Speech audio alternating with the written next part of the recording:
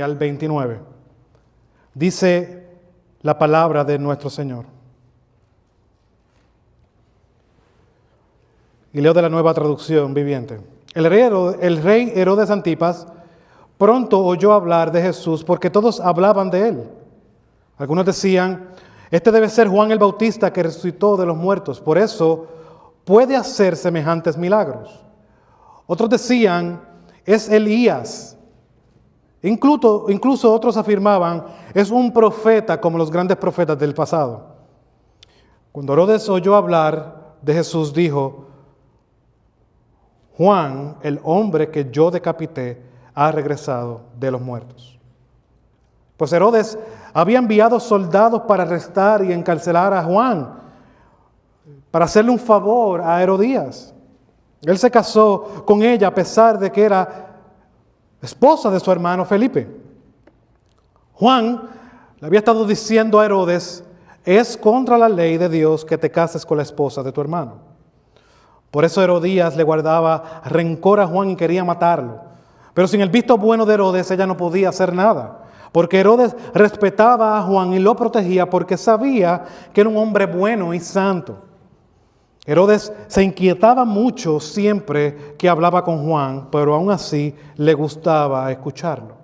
Finalmente, Herodías tuvo oportunidad en el cumpleaños de Herodes. Él dio una gran fiesta para los altos funcionarios de su gobierno y los oficiales de ejército de los ciudadanos prominentes de Galilea.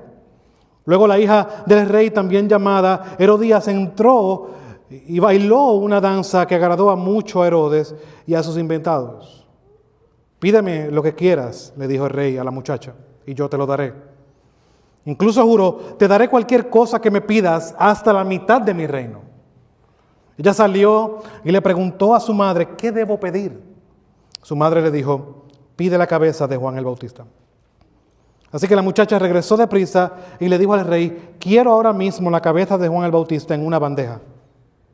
Entonces el rey se arrepintió profundamente de lo que había dicho, pero debido a los juramentos que había hecho delante de sus invitados, no le podía negar lo que pedía. Así que envió de inmediato a un verdugo a la prisión para que le cortara la cabeza a Juan en la prisión. Trajo su cabeza en una bandeja y se la dio a la muchacha, quien se la llevó a su madre.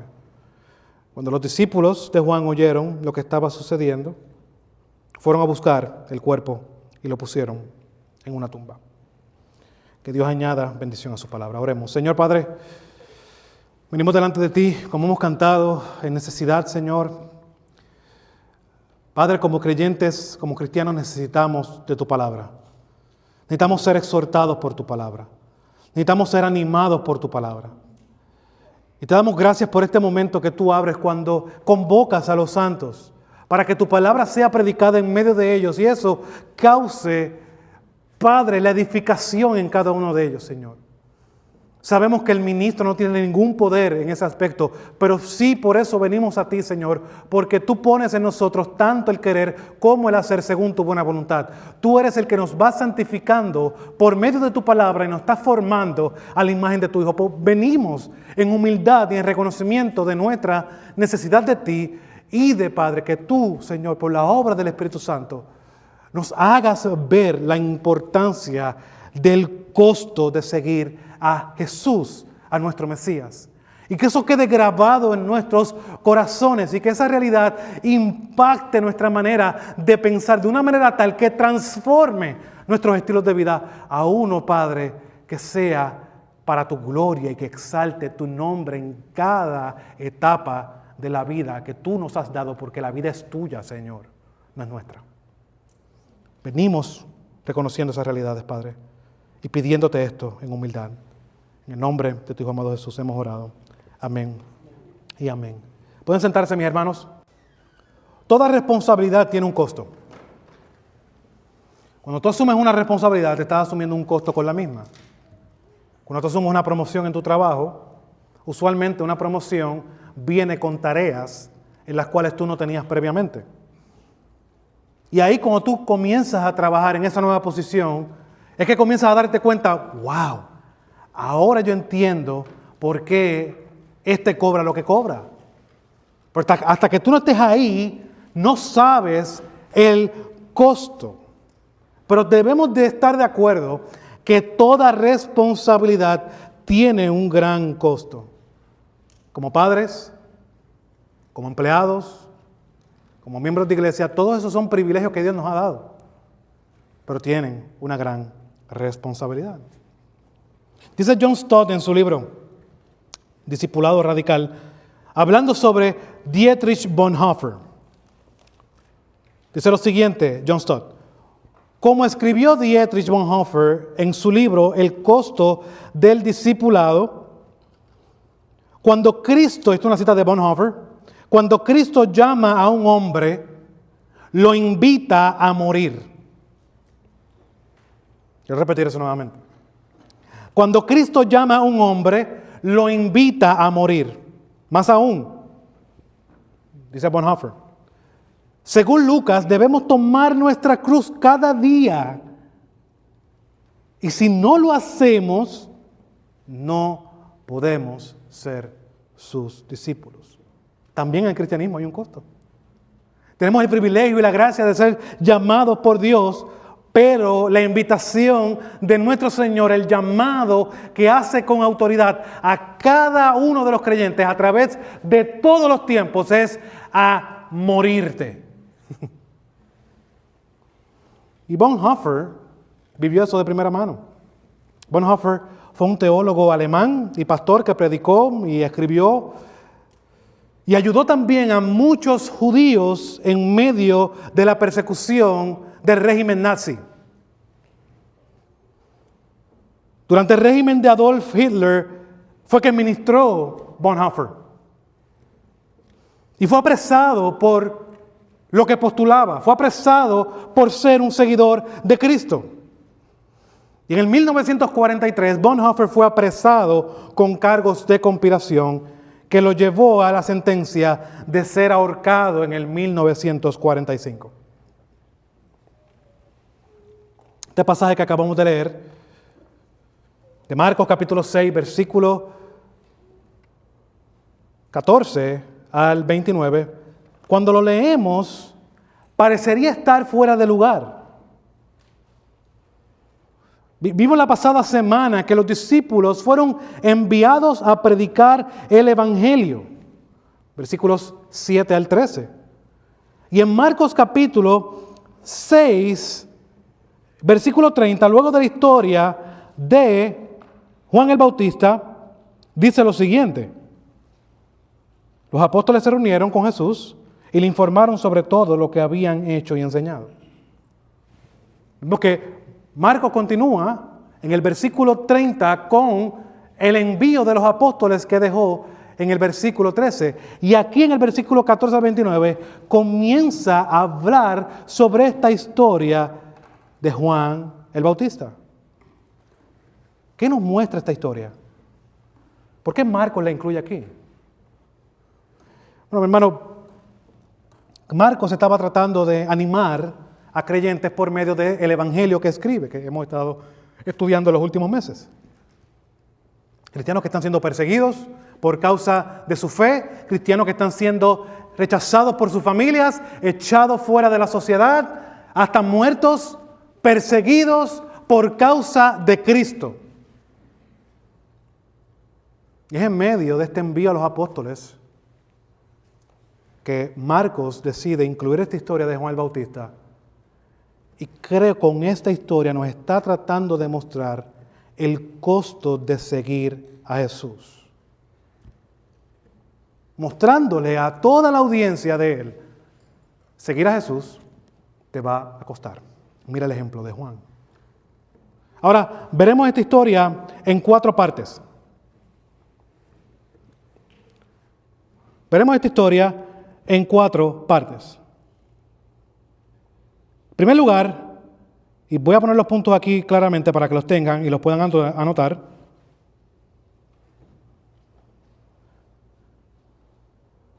A ver si esto me trabaja.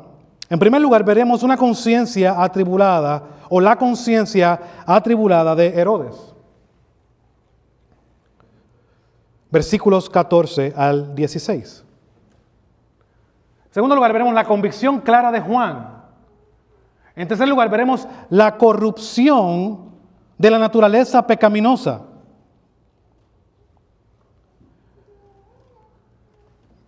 En cuarto lugar, veremos la cobardía del rey. Vamos a ver en nuestro primer punto una conciencia atribulada de Herodes, versículo 14 al 16. Aquí vemos que Herodes comienza a escuchar sobre Jesús. Comienza a escuchar sobre él y el mismo texto nos recuerda que el nombre de Jesús se había hecho célebre, se había hecho conocido. Bueno, si recordamos nuestras pasadas entregas, Jesús ha ido por toda el área de Galilea y Capernaum haciendo milagros. Incluso llegó hasta el área de Gadara, donde estuvo con este endemoniado y vuelve nuevamente a Capernaum. Jesús había sanado a muchas personas. Pero vemos que Marcos nos da opiniones que tenía la gente acerca de Jesús. Muchos decían que era Juan el Bautista que había resucitado entre los muertos. En los tiempos antiguos había una creencia de que las resurrecciones eran símbolos de juicio. Cuando alguien resucitaba es que estaba tratando de perseguir a la persona y buscar de nuevo lo que le había pasado y hacer justicia. Y se veía como una justicia de Dios. Por lo tanto, Herodes, al escuchar esto, él sintió miedo. Otros decían que Jesús era Elías. Y es interesante porque Malaquías capítulo 4, versículo 5, nos recuerda lo siguiente. Malaquías capítulo 4, versículo 5, nos recuerda lo siguiente. Yo les envío al profeta Elías antes que venga el día del Señor. Día grande y día terrible. Los judíos sabían esto. Ven los hechos de Jesús, dicen, el día del Señor se está acercando. Por ahí viene Jesús, por ahí viene el Mesías. Por eso es que muchos llegaban a la conclusión de que Jesús era Elías. Pero esto es interesante porque vemos que Jesús habla y atribuye esta profecía de Malaquías a Juan el Bautista. También vemos que otros decían que Jesús era un profeta como los antiguos. ¿Y por qué esto? Bueno, sabemos que hubo un tiempo luego de Malaquías, el profeta Malaquías, hubo un tiempo de silencio. Hubo un tiempo de 400 años de silencio donde Dios no envió profeta a su tierra. Y debemos recordar que las personas escuchaban todo esto. La palabra de Dios no era algo ajeno para el pueblo de Israel. Eso era su diario vivir. Ellos sabían que Dios se comunicaba por medio de profetas. Pues entonces, al ver la llegada de Jesús, llegan a la conclusión, Dios ha comenzado a hablar nuevamente. Había un deseo en ellos de recibir al Mesías de Dios. Obviamente, muchas veces, no por las razones incorrectas, no por las razones correctas, muchos deseaban ser libertados de la opresión que tenía Roma sobre ellos.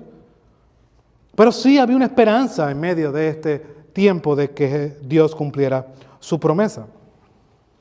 Ahora, podemos decir en resumen, viendo todos estos textos y todo esto que hemos visto sobre la opinión, la gente tenía una buena opinión de Jesús.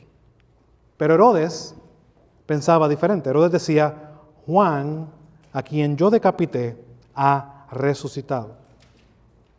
Y vemos que él, por esta realidad, traigo lo que mencioné anteriormente, de que en el mundo antiguo había una creencia de que las resurrecciones eran símbolos de juicios. Por eso nuestro primer punto apela a la conciencia de Herodes, que lo estaba calcomiendo. La conciencia de Herodes estaba consumiendo a este hombre por este acto injusto que había hecho de matar a Juan el Bautista. Este suceso atormentaba a Herodes y todo es por la conciencia. Ahora, ¿qué es la conciencia? Bueno, la conciencia lo que significa en general es tener conocimiento o con conocimiento. Y la conciencia, para darle una definición práctica, la conciencia es esa pequeña corte, ese testigo interno que Dios pone en todo ser humano, en todo portador de su imagen que da veredicto de que lo que estás haciendo está bien o está mal. Esa es la conciencia. Ahora, como vuelvo a repetir, ¿esto estará solamente en algunos? No. Como mencioné, y fui claro y preciso en mencionar, esto está en todos los seres humanos. Esto es lo que sabemos. Lo que cada uno de nosotros que estamos aquí sabe. Es lo que nosotros vemos en el mundo. Y de esto lo podemos ver de una manera mucho más práctica y lo puedo ilustrar y cada uno de ustedes me puede dar una historia diferente con sus hijos. Mi hija tiene 2 años y medio y ya de esta temprana edad puedo ver que cuando yo le digo algo a ella que no lo haga, ella lo vuelve a hacer, pero su reacción no es la misma. 2 años y medio. Cuando lo vuelve a hacer, ¿qué ella hace? Me mira buscando mi aprobación. Ya hasta esa temprana edad podemos ver los indicios de que la conciencia está funcionando. Ella sabe que papá le dijo que está mal, pero naturalmente ella no puede hacer nada, porque está inclinada a hacer su voluntad y buscar su gloria. Estamos hablando de una niña de 2 años y medio. Sí, es linda, es hermosa, la sé, es mi hija, la veo todos los días. Pero mi hija necesita tener una cirugía de corazón abierto. Cuando digo una cirugía de corazón abierto, naturalmente todos venimos enemigos de Dios. Todos venimos en rebelión de Dios. Y la rebelión se ve en que nos gusta hacer lo que nos da la gana. Pero vemos que buscamos la aprobación, nuestros niños buscan la aprobación. Y ustedes que ya tienen hijos más grandes pueden ver esa realidad. Que ya ustedes pueden percibir y oler. Cuando viene el muchachito y te dice, ¿qué hiciste? ¿Verdad? Porque el semblante cambia. Hermano, esa es la conciencia operando en el ser humano. Esto es algo innegable. Nadie aquí puede decirme que esto es una mentira. ¿Sabe por qué? Porque esta conciencia está dentro de cada uno de ustedes. Y sabe que esto es así. Hermanos que me escuchan y amigos que nos visitas en el día de hoy, déjame recordarte algo que debes tener en mente y es que no hay excusa delante de Dios para ningún ser humano. ¿Por qué? Porque Dios puso la conciencia. ¿Cómo sabemos eso? Bueno, porque la palabra de Dios lo dice. Romanos capítulo 2, versículo 14 al 16 lo dice de la siguiente manera. Cambio ahí.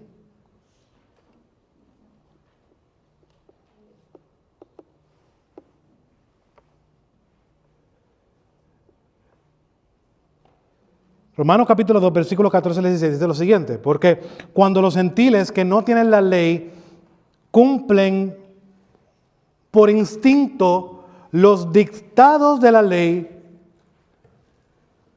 ellos no teniendo la ley son una ley para sí mismos. Vuelvo a leerlo nuevamente. Porque cuando los gentiles que no tienen la ley, haciendo distinción de los judíos que sí habían recibido la ley, la cumplen por instinto. Ellos, no teniendo la ley, son una ley para sí mismos. Ahora, ¿cómo esto se ve, Pablo? Bueno, porque muestran la obra de la ley escrita en sus corazones. ¿Cómo, Pablo?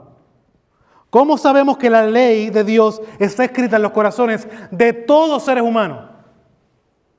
Bueno, porque su conciencia, dando testimonio y sus pensamientos acusándolos unas veces y otras defendiéndolos. ¿Ven?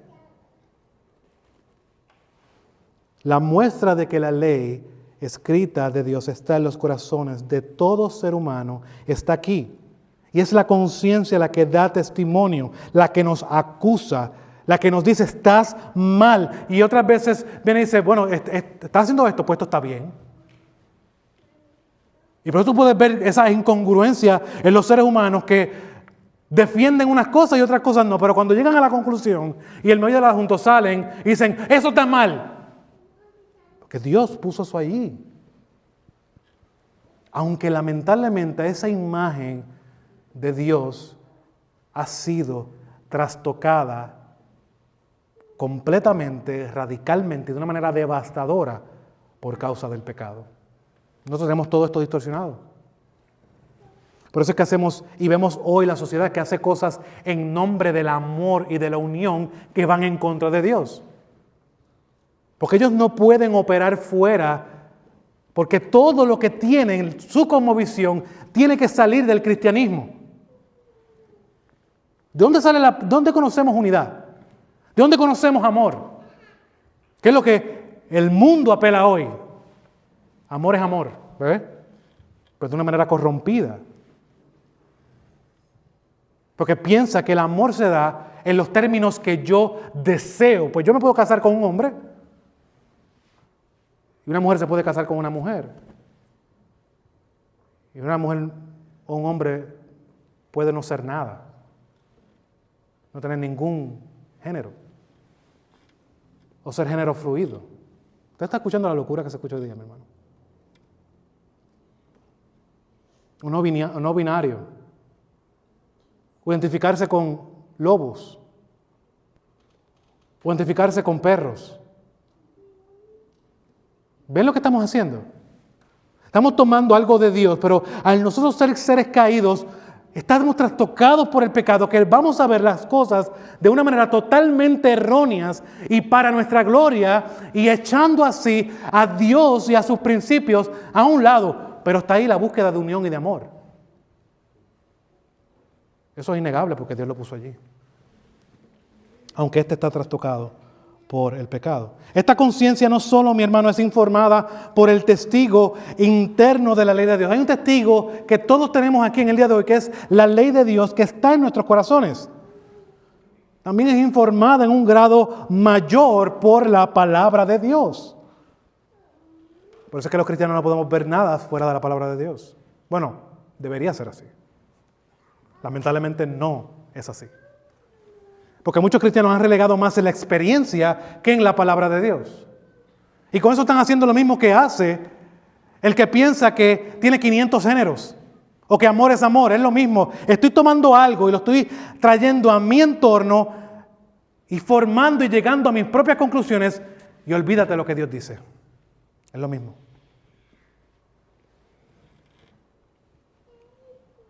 Sucede en la iglesia cada momento. Cuando la palabra de Dios es relegada a un lado, la predicación de la palabra de Dios es relegada a un lado, y cualquier actividad, cualquier cosa va por encima de la palabra de Dios. Cuando la profecía o cosas nuevas van por encima de lo que Dios ya ha revelado. No conocemos lo que Dios ha revelado y queremos cosas nuevas. Somos osados. O cuando es trastocado por un deseo que utilizamos lo que Dios dice para nuestro deleite y satisfacción personal de que Dios me tiene que dar lo que yo merezco aquí y ahora. Por lo tanto, la ley de Dios está en cada corazón, pero también necesitamos una dirección y es la palabra de Dios. Y esto es lo que sucede con cualquier creyente.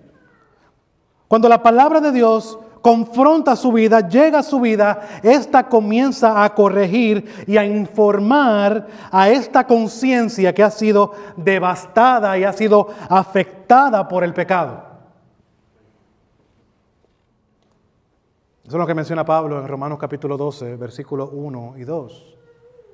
Por tanto, por la misericordia de Dios, les ruego que su cuerpo sea un sacrificio vivo y santo a Dios, porque ese es vuestro culto racional. Por tanto, no se conformen a este mundo, renueven su entendimiento, renueven su mente. Y el mismo Tito, capítulo 3, versículo 5, menciona lo siguiente, hablando sobre la salvación y de lo que ésta produce en la vida del creyente.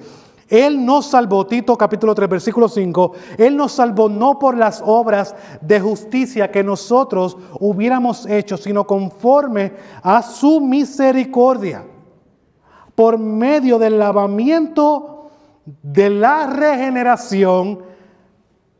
Nos cambió un momento, un día. Nosotros no era lo mismo de antes, pero eso no se quedó ahí. Él lo continúa haciendo por medio de la renovación por el Espíritu Santo. Eso es santificación. Dios lo hace. Y si eso es así, Dios nos santifica. ¿Qué Él utiliza? Bueno, puede ir a Juan 17 y recordar que en la oración sumo sacerdotal de nuestro Salvador, Él dice, Señor, yo te pido, santifícalos en tu verdad. Tu palabra es la verdad. Por eso es que la Escritura es esencial, es importante. A mí no me traiga experiencia, mi hermano. No es que la experiencia no sea importante, su testimonio no es que sea menos, pero no es más importante que lo que Dios tiene que decir. Nuestra predicación del Evangelio no se puede basar en nuestro testimonio. Estamos dando un 10% de lo que realmente es el Evangelio. Nuestra proclamación del Evangelio debe estar informada con la palabra de Dios, debe ser extraída de la palabra de Dios y debe glorificar al Dios que ha revelado su palabra, porque la salvación es del Señor, no es tuya. Por lo tanto, vemos que en Tito se habla de estos que son creyentes, no fueron salvos por algo que hicieron, sino que son salvos conforme a la misericordia de Dios y que Dios los ha regenerado y Él es el que está santificándolos por medio de la obra del Espíritu Santo. O sea que el Espíritu Santo no trae cosas nuevas. El Espíritu Santo reafirma lo que nuestro Señor ha revelado. Pero cuando vamos a muchas iglesias vemos que el Espíritu Santo ha tomado una posición o le han puesto una posición que no es la del Espíritu Santo. El Espíritu Santo nos santifica. Él nos santifica con los medios que Dios ha dado y es su palabra, la misma palabra que el Espíritu Santo inspiró, es la misma que es utilizada para nuestras vidas, para nuestra santificación. Por lo tanto, no solamente hay un testigo interno para el creyente, sino también hay un testigo externo que es la palabra de Dios que nos confronta. Bueno, la conciencia puede ser una gran bendición. Cuando la persona escucha su advertencia, pero también puede esta ayudarnos a prevenir y hacer cosas que luego pueden causar grandes y terribles consecuencias. Pero hay un gran peligro si no prestas atención a este testigo que está dentro de nosotros. ¿Saben por qué? Porque esta va a ser endurecida. Dice Ron Wood, hablando sobre esto, que él escuchó un predicador que dijo lo siguiente: la conciencia es como un detector de humo en el hogar. El trabajo de este detector de humo es que notificarme cuando algo no está bien, en este caso hay humo. Me avisa. Pero si cuando comienza a hacer ruido, a nosotros no buscar y ver qué es lo que está pasando, tomamos la advertencia y ¿qué hacemos? Este sonido me tiene loco. Le quitamos las baterías. Todo el que está aquí en Estados Unidos tiene una casa, ha hecho eso. Le removemos las baterías. ¿Y qué hace? Eso que tenía la función de avisarme ya no es efectivo. Se ha convertido en algo inefectivo. Lo mismo hacemos con nuestra conciencia cuando no prestamos atención a las advertencias que nos da. Esto es lo mismo que está sucediendo con Herodes aquí, pero esto es sumamente importante. Su conciencia está turbada por no haberle prestado atención cuando debió hacerlo. Pero el mismo Marco nos continúa hablando sobre esta historia y nos lleva a nuestro segundo punto, una convicción clara de Juan el Bautista, versículos 17 al 20. Vamos a leer el versículo 17. Porque Herodes mismo había enviado a aprender a Juan y lo había encadenado en la cárcel por causa de Herodías, mujer de su hermano Felipe, pues Herodes se había casado con ella. Y un gran problema. Estos versículos nos aclaran que fue Herodes quien apresó a Juan y que su llamada esposa Herodías también tuvo que ver con esto. Y lo digo entre comillas por lo que el mismo versículo 17 menciona. Mujer de su hermano Felipe, pues Herodes se había casado con ella. Herodías era la mujer de su hermano. Y Juan el Bautista no fue tímido para decir delante del rey que su matrimonio era uno ilegítimo. Marcos capítulo 6, versículo 18 lo dice. Y Juan le decía a Herodes, no te es lícito tener a la mujer de tu hermano. Algo interesante que vale la pena mencionar es que Herodes no era judío. Herodes no era judío.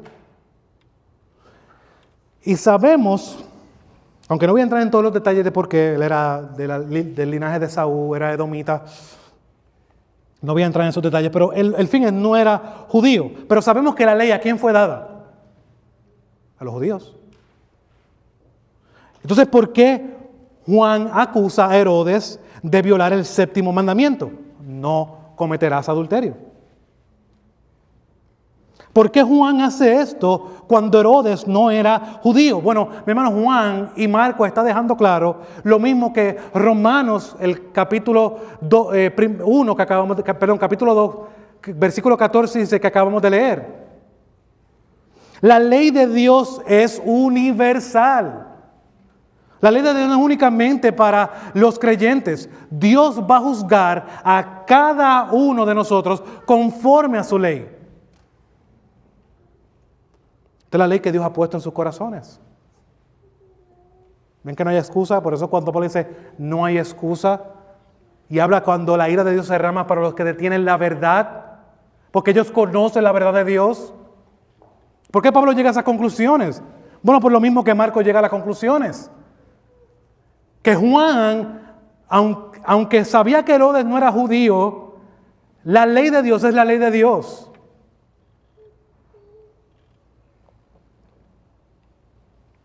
Juan, como profeta de Dios, hablaba la palabra de Dios.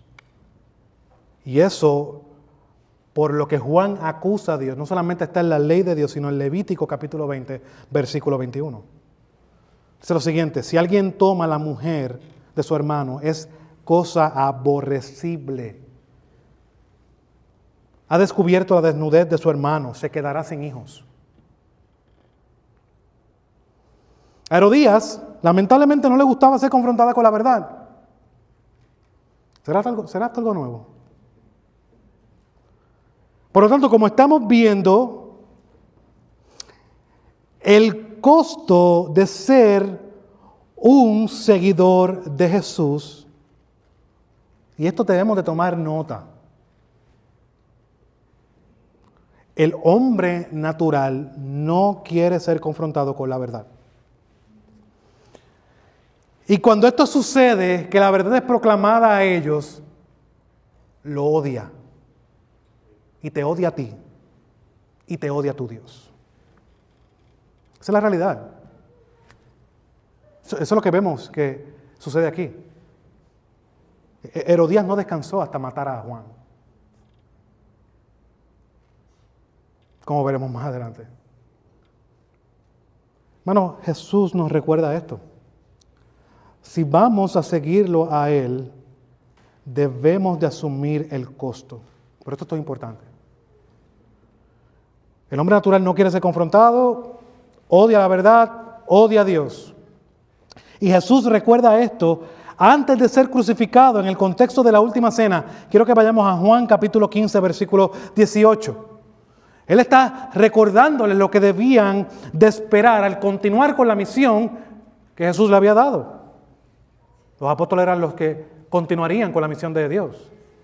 Juan capítulo 15, versículo 18 dice lo siguiente: si el mundo los odia, sepan que me ha odiado a mí antes que ustedes.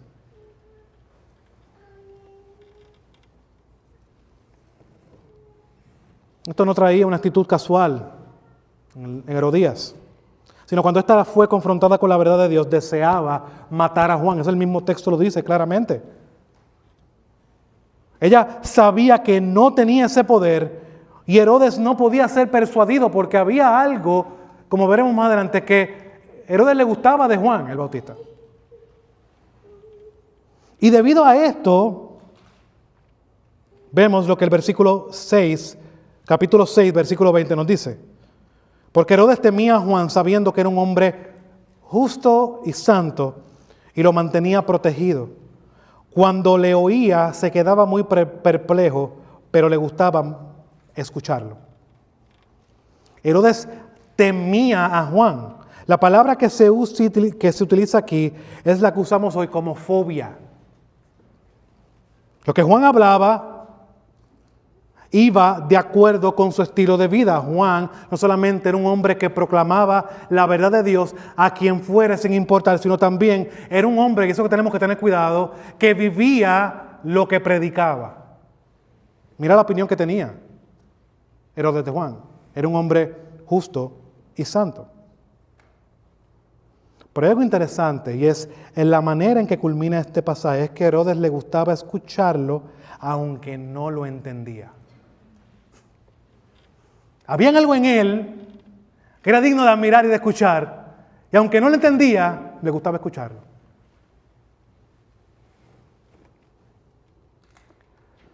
Hermanos, hacían muchos en el día de hoy.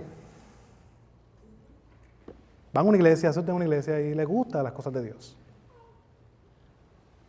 Pero realmente no han sido convencidos por la palabra de Dios. Pero por eso Juan no abandonó y continuó allí, ministrando a Herodes cada oportunidad que tenía. Porque Juan sabía que yo sé que la salvación es del Señor. Es Dios quien otorga la convicción de pecado. Es Dios quien transforma la vida de un hombre. Es Dios que hace entender a la persona. Lo que yo estoy hablando aquí, como en medio de ustedes, hay muchos que dicen, ¿qué está queriendo hacer esto? Esto lo únicamente lo puede hacer el Espíritu Santo cuando te convence de pecado, de justicia y de juicio, y abre tus ojos y abre tus oídos y dice, wow, es verdad, yo soy un pecador. Eso lo hace Dios. Eso no lo hago yo. Por lo tanto, en esta transacción, en la predicación, esta realidad de ver este pasaje me dio paz y calma. Muchos no me entienden, pero es que no me entienden porque no han nacido de nuevo. Pues yo no puedo forzarme ahí. Ahí tengo que recurrir al Dios, que es el que otorga la redención y la salvación, que abra los oídos de los sordos y abra y dé vista a los ciegos. Y transforme su corazón. Pero ¿qué debemos de ver? Y esto es bien interesante. Y son preguntas prácticas que quiero apuntar a cada uno de ustedes en el día de hoy. Viendo lo que hemos visto de Juan. ¿Eres fiel a Dios en tu estilo de vida? ¿Eres fiel a Dios con el mensaje que se te ha dado? ¿Eres fiel a Dios y a la verdad de Dios sin importar a quién tengas que proclamarla? Eso es lo que vimos que Juan está haciendo aquí. Y este evangelio, vuelvo a repetir lo mismo que mencioné al comienzo, este evangelio fue escrito con ese propósito de animar a creyentes a continuar con la obra de extender el evangelio en un mundo que era hostil. Y qué gran ejemplo Marcos está dando aquí. No solamente a esa audiencia, sino a nosotros en el día de hoy. Estos hermanos que estaban en Roma, a los cuales este evangelio es dirigido, se estaban enfrentando a los altos poderes políticos de la época. Estaban siendo relegados a un lado y echados a un lado por medio de sus familiares y por medio de la sociedad. Y ellos, en medio de todo esto, deben de recordar lo mismo que debemos de recordar cada uno de nosotros en el día de hoy. Que por encima de cualquier rey o de cualquier gobernante o de cualquier estatus social hay algo mucho más importante y es el Rey de Reyes y Señores de Señores, que es Cristo mismo, a quien cual le debemos nuestra fidelidad. Esto es un gran ejemplo de que no debían de comprometer el evangelio por nada. No podemos comprometer la verdad de Dios por nada, mi hermano, aunque nuestra vida esté en juego. Bueno, necesitamos orar a Dios por esto. Naturalmente no somos valientes. El concepto que tenemos de valentía es uno erróneo. Nosotros pensamos que el más guapo es el más valiente. No. Aquí vemos que los más débiles son los más valientes. Mira los héroes de la fe. Moisés, se habla de él, de su humildad. Atributos y conceptos que para este mundo ser humilde es algo ser menos que todos los demás. Y es verdad, ese es nuestro llamado. A tomar la peor parte. A ser mansos y humildes como nuestro Salvador. a soportar las faltas por amor, a tener mansedumbre, a tener paciencia, a mantener la unidad en el Espíritu. Eso estamos llamados, a servir, a tomar al otro como más importante que nosotros. En una sociedad tan individualista que está buscando siempre nuestro bienestar y que muchos de nosotros hemos comprado esa transacción, ese canjeo de que mi bienestar es lo más importante. No, mi hermano. No es así en el Evangelio. Es un compromiso. Es un negarte constantemente. Esa batalla con la carnalidad de nosotros que quiere estar cómoda, que quiere estar descansando, que quiere estar en paz. Tienes que matar tu carne todos los días. Y recordar estas preguntas. ¿Estás siendo fiel? Con tu estilo de vida, con lo práctico. Porque muchas veces nos vemos tan hipócritas exhortando a nuestros hijos, a nuestros familiares. Ven a Cristo cuando nuestra vida es un desastre. Bueno, eso es hipocresía. Eres fiel con el mensaje que Dios te ha dado. Lo estudias, así como Esdras, el sacerdote, dedicó su vida a estudiar la palabra de Dios y enseñarla y a vivirla. Estás comprometido con Dios en esa área. Y en tercer lugar, eres fiel a Dios sin importar a quien tenga que proclamarle. ¿Cómo trabajas con los más cercanos de tu familia? Saben que Dios es lo más importante en tu vida.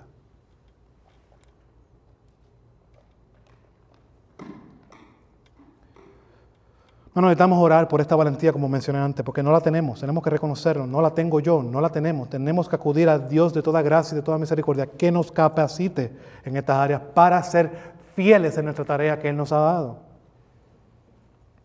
Miren, quiero que veamos este pasaje de Hebreos capítulo 11, versículo 35, de los héroes de la fe. Y quiero que veamos lo que se describe que son héroes de la fe. Y yo quiero que ustedes me digan si hay algo llamativo en estos héroes de la fe. Hebreos 11, versículo 35 dice lo siguiente: las mujeres recibieron a sus muertos mediante la resurrección. Otros fueron torturados, no aceptando su liberación a fin de obtener una mejor resurrección. ¿Está escuchando lo que está diciendo aquí? Le voy a dar un ejemplo. Yo fui preso por causa de Cristo. Mira, te puedes ir para afuera. No, yo me voy a quedar aquí. Voy a morir por causa de Cristo. Eso es lo que está hablando Hebreos. Animando a estos creyentes que estaban deseando volver atrás porque las cosas se habían puesto duras y difíciles. ¿Y qué les recuerda? Mira, ¿sabes qué?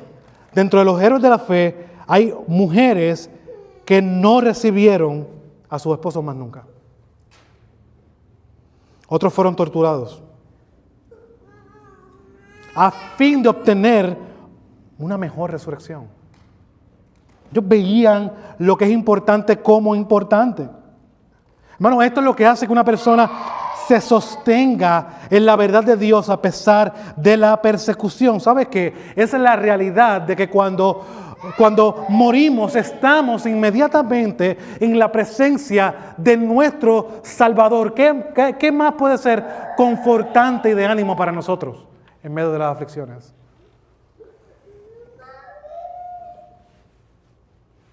Esta historia continúa y nos muestra la realidad de que esta persecución terminó con la vida de Juan el Bautista. Veamos nuestro tercer punto. Una corrupción o la corrupción de la naturaleza pecaminosa, versículos 21 al 25. Dice, llegando un día oportuno, volviendo a Marcos capítulo 6, cuando Herodes siendo su cumpleaños ofreció un banquete a sus nobles y comandantes y a los principales de Galilea. Y cuando la hija de Herodías entró y danzó, agradó a Herodes y a los que se sentaban a la mesa con él. Y el rey dijo a la muchacha, pídeme lo que quieras y te lo daré. Y le juró, te daré lo que me pidas hasta la mitad de mi reino. Ella salió y dijo a su madre, ¿qué pediré? La cabeza de Juan el Bautista, le respondió ella. Enseguida, ella se presentó apresuradamente ante el rey con su petición diciendo: quiero que me des ahora mismo la cabeza de Juan el Bautista. Herodías no se había dado por vencido, se había aguantado, como decimos nosotros en Puerto Rico, esta yuca adentro. Estaba ahí. Ella no descansó hasta que vio la oportunidad necesaria para que su plan llegara a cumplimiento. Y eso es lo que vemos en el versículo 19. Vio la circunstancia, el cumpleaños de Dolores, la invitación de toda esta gente. Si lo pongo en 3 y 2, él no va a decir que no. Mira todo lo que ella está calculando, maquinando aquí. Y utiliza a su hija para obtener lo que deseaba. Su hija probablemente era la hija de su primer matrimonio, de cuando estuvo con el hermano de Herodes, Felipe. Y probablemente esta era una joven adolescente, porque todavía estaba a su cargo, no era una mujer casada. Y es puesta ante estos hombres por su madre para que bailara de una manera sugestiva. No creo que todo lo que está sucediendo aquí. ¿Y hasta dónde llega el pecado del hombre? Por eso el punto tiene el título de la corrupción de la naturaleza pecaminosa, porque ahí llega, la naturaleza pecaminosa no va en mejorando, va en peor. No solamente da su pensamiento, incluye a su hija, la pone al frente de estos hombres para que la miraran y la desearan sexualmente. Eso es lo que está pasando aquí, para ella cumplir con sus fines de matar a Juan.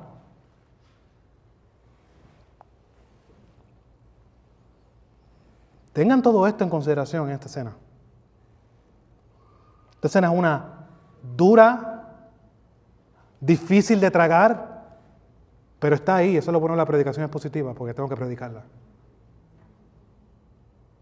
Herodes fue movido por pasiones sensuales al mirar a esta joven, porque la deseó. Y por medio de este movimiento de pasiones sensuales, él hace la promesa a esta muchacha. Y lo lleva a decir lo que dice: te juro, te daré lo que me pidas hasta la mitad de mi reino. Herodes no podía hacer eso, porque Herodes era un súbdito de Roma. Él no podía entregar la mitad de su reino así, sin el permiso de Roma. Pero mira, él perdió totalmente el juicio, este hombre.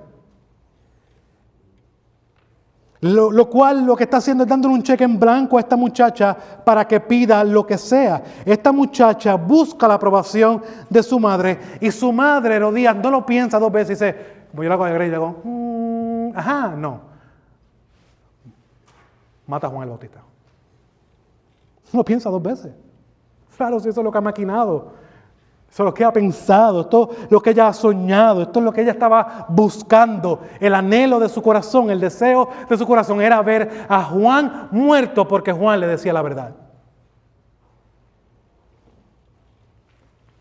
¿Qué está haciendo Herodías con esta petición? ¿Te has puesto a pensar en eso? ¿Qué está haciendo Herodías con esta petición? Calla la voz de Dios. Sabe que todo apunta a que Juan el Bautista es un hombre que viene de Dios. Ella, con su actitud de matarlo, era decir, yo no quiero escuchar más a la voz de Dios que me está llamando a arrepentirme de mi pecado.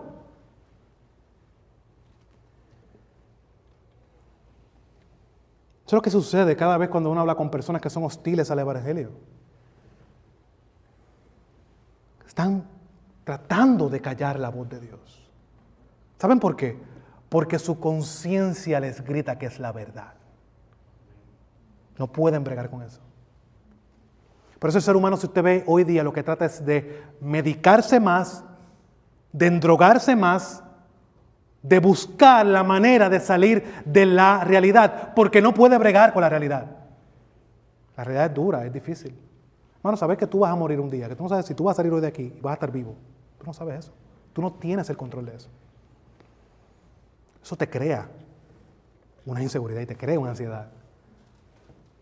Y estas verdades, el saber que Dios está en control, el saber que Dios es soberano, es lo que nos sostiene al creyente, aunque somos débiles, aunque somos pecadores, lo que nos sostiene son esas verdades que están fuera de nosotros, porque el fundamento de nuestra salvación no es nuestro esfuerzo, es únicamente la obra de Cristo que nos da la seguridad de que estaremos con Él por siempre y para siempre, y que nuestros pecados pasados, presentes y futuros están limpios porque nuestro Señor Jesús, siendo perfecto, fue a la cruz y pagó por todos ellos.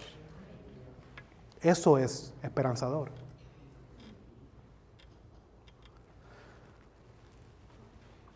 Bueno, como si esto fuera poco, ella quería hacer un espectáculo de esto. No dijo, mata a Juan y ya. Yo creo que vean el texto claramente.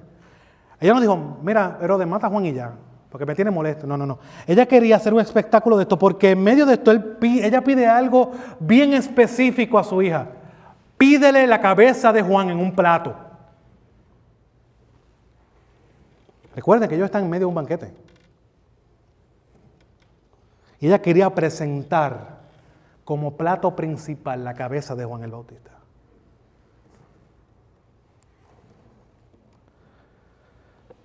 Ahora yo te pregunto, ¿por qué esta historia está aquí?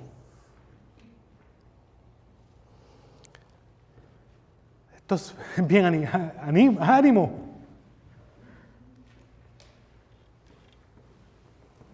Hermano, esto se supone que anima a creyentes. ¿No fue eso lo que mencionamos? Así como la audiencia de Marcos, nosotros debemos de recordar que Dios sigue siendo soberano sobre todos los sucesos. Dios orquestó la muerte de Juan el Bautista, que fuera de esa manera. Tan dura, tan horrible. Pero se habla de Juan el Bautista, que no ha habido hombre nacido de mujer que fue como Juan el Bautista. Tenemos que dejar de ver las cosas por las circunstancias. Muchas veces nosotros como creyentes nos define las circunstancias, mi hermano. Juan estaba claro de quién era Dios. Juan estaba claro de su mensaje. Juan estaba claro de su Salvador. Juan estaba claro porque cuando hubo un momento de duda en Juan, que lo hemos recolectado en uno de los evangelios, él manda a llamar a Jesús, que creo que vimos ese pasaje, y le dice, ¿realmente eres tú el Mesías o estamos esperando a otro? Y cuando Jesús le contesta a los discípulos de Juan, dile a Juan que los ojos de los ciegos están siendo abiertos, que los sordos están escuchando. Mira los milagros que están pasando. Eso fue suficiente para Juan desde la cárcel, ser animado, confortado, sabiendo que su vida estaba en las manos de Dios. Pase lo que pase. Dios sigue siendo soberano sobre los sucesos. Todas estas acciones horribles, pecaminosas que estas personas llevaron a cabo con premeditación y alevosía y funcionaron, aunque no lo veas de esa manera, con el propósito de llevar a cabo el plan de Dios. Dice, Carlos, ¿de dónde tú sacas eso? Bueno, vamos a ir a Hechos capítulo 2, 22 y 23. Porque Pedro en su primer sermón habla sobre que Dios estuvo y fue entregado bajo el predeterminado conocimiento de Dios. Dios lo sabía que Jesús iba a morir. Pero miren lo que dice Pedro, para que podamos ver cómo Pedro lo dice. Hechos capítulo 2, versículo 22. Hombres de Israel, escuchen estas palabras. Jesús el Nazareno, varón confirmado por Dios entre ustedes con milagros, prodigios y señales que Dios hizo en medio de ustedes a través de él, tal como ustedes mismos saben. Este Jesús fue entregado por el plan predeterminado y el previo conocimiento de Dios. Y ustedes lo clavaron en una cruz por manos de impíos y lo mataron. Sí, Dios orquestó la muerte de Jesús. Porque todo ese plan malévolo, que el corazón caído y corrupto de los fariseos, de los escribas y de los romanos que querían callar al profeta de Dios, iba a tener la gran victoria que continuaría impactando hasta el día de hoy.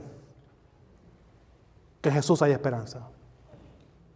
Que la cruz no es una derrota, es una gran victoria. Y se ve porque esa cruz no se queda ahí, sino que Jesús no solamente murió, sino que Él venció la muerte. Oh muerte, ¿dónde está tu victoria? Oh sepulcro, ¿dónde está tu aguijón? Esa es nuestra esperanza. Por tanto, esto debe traer confianza cuando proclamamos el mensaje. No solamente Dios tiene el control del mensaje, porque es su mensaje, también tiene la respuesta en sus manos, la respuesta de la persona, porque Él mismo es la salvación. Sino también, mi hermano, debe traer consuelo y confort a nuestros corazones de saber que Dios tiene el control de todos los detalles y debemos de confiar que cada uno de estos, aunque para nosotros sea malo en ese momento, funciona y sirve y va a ser usado para su gloria. Aquí Marcos pasa a mencionar cómo luce la vida de un hombre que no tiene convicciones. A diferencia de Juan, que hablaba la verdad de Dios y vivía de acuerdo a esta, ahora vamos a ver el polo opuesto de esto. Y esto lleva a nuestro último punto, una cobardía del rey, versículo 26 al 29. Aunque el rey se puso muy triste, en la Nueva Traducción Viviente se arrepintió, esa es la palabra correcta, se arrepintió.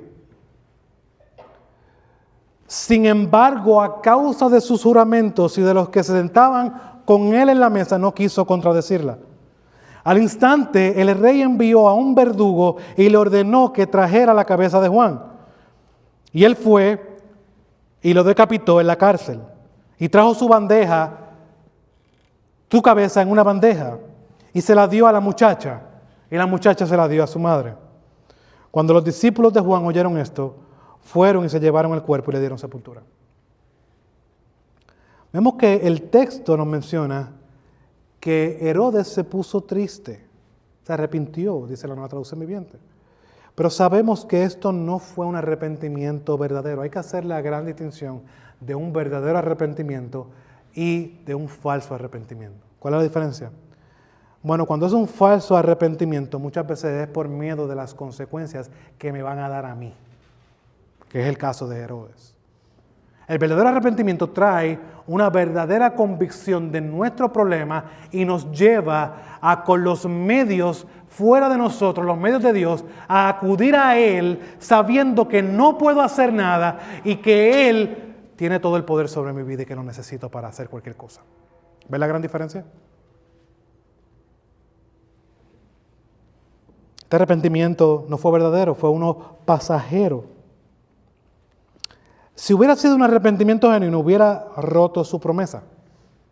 Porque él sabía que ésta iba contra la ley de Dios. Él iba a matar a uno que era inocente por satisfacer el capricho de una persona. El arrepentimiento genuino, podemos extraer de aquí, lleva a hacer las cosas correctas, no incorrectas. Pero esto no fue lo que pasó.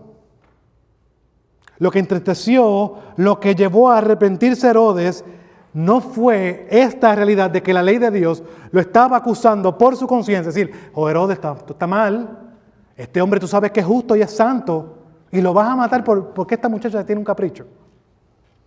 Que no es de ella, es de su madre. No, lo que entristeció a Herodes fue lo que iban a pensar de él. Era la opinión pública. ¿Qué iban a decir de Herodes? El rey, mira cómo cambia de opinión, ¿ves? Era su estatus, era su poder. Y hermano, déjame recordarte, este modelo no debe ser el que ningún creyente debe de seguir. Recordemos la posición de autoridad que tenía Herodes. Era rey. ¿No le recuerda esto a muchos gobernantes en el día de hoy? Que prefieren ir en contra de lo que es natural, que prefieren ir en contra de lo que es lógico, en fin, ir en contra de Dios para mantener su posición, su partido político, su puesto, porque buscan solamente los elogios de la gente y lo que buscan es, en fin, estar bien ellos mismos. Buscan su propia gloria.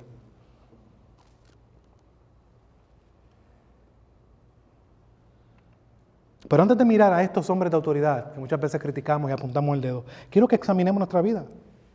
Y recordemos algo, que nosotros, a diferencia de Herodes, como cristianos estamos llamados no a buscar nuestra comodidad, no a buscar nuestra gloria, estamos llamados a perderlo todo por causa de Cristo. Tú también puedes ser como Herodes, ahí estás buscando tu gloria. No, le predico el evangelio a mami porque yo voy a pensar que soy una aleluyita ahora y que lo que hablo es de Dios nada más y que no falta un domingo a la iglesia porque pues ahora soy un fanático. Lo mismo que hizo Herodes. Evalúa tu motivación, mi hermano que me escucha hoy. Por favor, evalúa tu motivación para hacer las cosas. ¿Qué estás buscando? ¿Estás buscando que tú seas glorificado o estás buscando la gloria de Dios? Aunque te cueste. A Juan le costó, pero ganó más que cualquiera. Porque en ese momento, cuando esa espada o lo que utilizaron para cortarle su cabeza, tocó y separó su cabeza de su cuerpo, ya él estaba en la presencia de Dios. Donde no habrá más llanto, donde no habrá más dolor, donde Él enjugará toda lágrima en nuestros ojos, donde no hay más pecado. Juan murió como un mártir, como Bonhoeffer murió como un mártir, por causa de ser fieles a Dios. Ahora, hemos visto por medio del ejemplo de Juan el costo de seguir a Jesús. ¿Cuál es el costo, mi hermano? Bueno, habrá oposición. Habrá injurias de hombres que odian la verdad. En fin, nos va a costar. Incluso nos puede costar hasta la vida. La pregunta que tengo para ti, que quiero que te lleves en el día de hoy, es esta. ¿Estás dispuesto a asumir el costo? ¿Estás dispuesto a asumir el costo? Nadie puede comenzar a trabajar en el arado y luego mirar atrás. Recuerda eso siempre. Mira el ejemplo de Juan, que Marcos le lo pone aquí. Los discípulos siendo enviados para proclamar el evangelio. Y Juan, en medio de esta historia, Juan muere por ser justo y fiel. Mostrándole que vamos a ser perseguidos. Pero en Cristo hay esperanza. ¿Estás dispuesto a asumir el costo? Oremos. Señor, te damos gracias por tu palabra. Te damos gracias por esta sección de la Escritura, Señor, que a mí me ha animado tanto. Hay algo natural en nosotros, que tenemos miedo a morir. Tenemos miedo a lo que será. Pero vemos que por medio de la obra del Espíritu Santo es posible echar todos esos miedos a un lado y recordar y descansar en que tú eres nuestra esperanza. También nos lleva a ser claros y a asumir, a ver el costo que es seguirte a ti. Y nos debe poner en 3 y 2, nos debe poner entre tanto, saber que va a costar seguirte. Pero es nuestro gran llamado, es nuestro gran privilegio. Ayúdanos, Señor, a hacerlo para tu gloria. Te lo pedimos, Señor, en medio de las dificultades que pasarán, que estamos pasando. Recordar que nuestra esperanza está en tus manos. Habrá oposición, habrán injurias, incluso nos puede costar hasta la vida, pero nuestra esperanza está en ti. Y eso es suficiente. Gracias, Señor, por eso. Reafirma eso en los corazones de cada uno de los creyentes que está aquí. Y de los que no son creyentes, Señor. Abre sus oídos y sus ojos por medio de la obra del Espíritu Santo, para que sean convencidos de su pecado, de su justicia, de tu justicia y de tu juicio, y que vengan a ti en arrepentimiento y fe, y reconozcan que no es en sus términos, sino en los tuyos. Y eso, Padre, trae gloria a tu nombre cada vez que un pecador se arrepiente. Oh Padre, te damos gracias por este tiempo. Llévanos con bien a nuestros hogares. Danos paz y ayúdanos a meditar en esto que hemos escuchado. Tenemos un mundo, Padre, que nos mira. Tenemos un llamado especial que tú nos has dado. Ayúdanos, Padre, a vivir conforme al llamado que hemos recibido. Te lo pedimos, te lo rogamos en nombre de tu amado Jesús. Amén y amén.